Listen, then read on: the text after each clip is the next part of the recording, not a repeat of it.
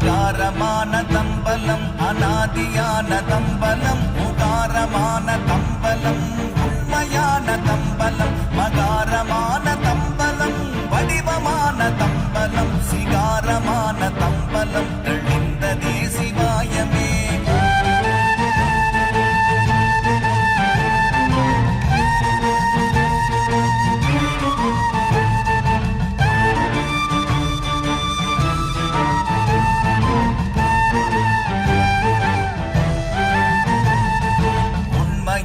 மந்திரம் ஒளியிலே இருந்திடும் தன்மையான மந்திரம் சமைந்த ரூபமாகிய வெண்மையான மந்திரம் விளைந்து நீரதானது உண்மையான